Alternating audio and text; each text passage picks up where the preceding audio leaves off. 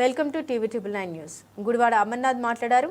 అన్ని ప్రాంతాలు అభివృద్ధి చెందాలని జగన్ గారు అంటే అమరావతిని తీసేశారని టీడీపీ మాట్లాడింది. నేడు ఇన్ని మెడికల్ కాలేజీలు నాశనం చేస్తుంటే ఏమనాలి?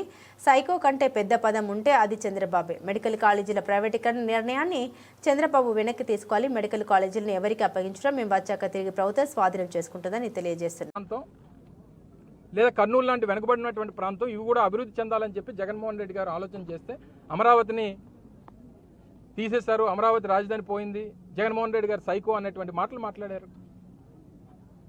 మరి దీన్నేమనాలి? దీనికి ఏమైనా పేరు పెట్టగలమా? ఈరోజు జరుగుతున్నటువంటి మీరు తీసుకున్నటువంటి నిర్ణయాలకి మీకు ఏం పేరు పెట్టాలి? అంతకంటే పెద్ద పేరు ఏదైనా ఉందేమో అని చెప్పి చూసాం, దొరకట్లేదు. నీ పేరే చెప్తుంది. సైకో కంటే పెద్దది ఏముందని అంటే చంద్రబాబు అనే చూపిస్తుంది. అంటే ఇలాంటి కొడుకు గురించి ఇంక చెప్పాల్సినటువంటి పని లేదు.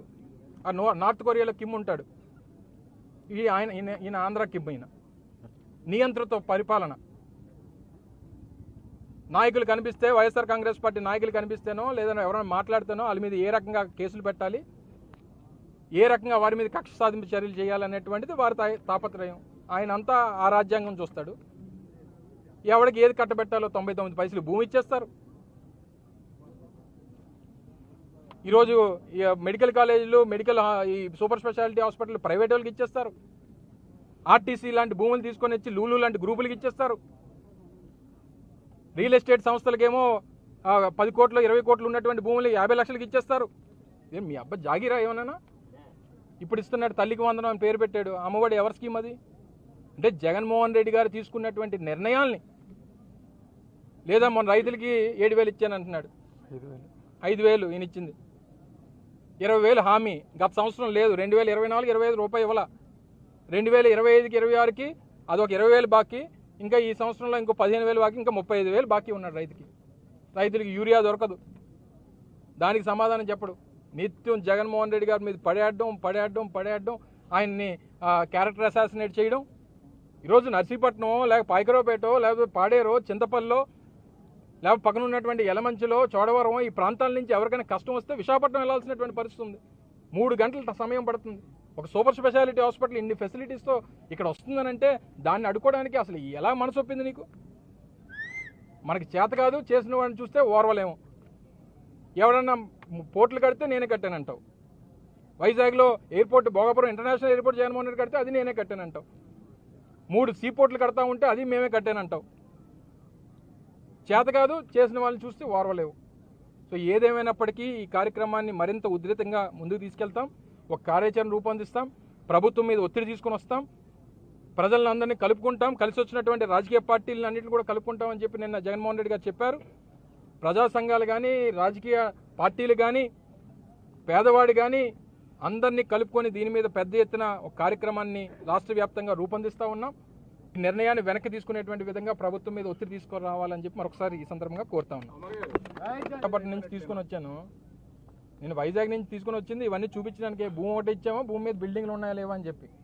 ఇచ్చేటువంటి మెడికల్ కాలేజెస్లో 50% ఫ్రీ సీట్స్ ఉంటాయి, 50% బి కేటగిరీ సీట్స్ ఉంటాయి. ఈ ప్రైవేట్ కాలేజీలో ఏంటంటే ఈ ఎన్ఆర్ఐ కోటా ఉంటుంది. సో సి కేటగిరీ అంటే 25 లక్షలు 35 లక్షలు నెలకి, సంవత్సరానికి. సో అవన్నీ ఇక్కడ ఉండవు.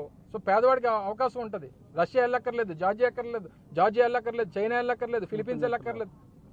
సో ఇవన్నీ కూడా నేను అనేది మిమ్మల్ని ఎందుకు ఈ పర్యటన కూడా కారణం ఏంటంటే వాస్తవాల్ని ప్రజలకు చూపించాలంటే. భూమి ఒకటే కాదు, భూమితో పాటు నీకు నా వెనకాల కనబడుతున్న బిల్డింగ్ కూడా అది నిర్మాణమే కదా, ప్రభుత్వం చేసిందే కదా, మా ప్రభుత్వం చేసిందే కదా.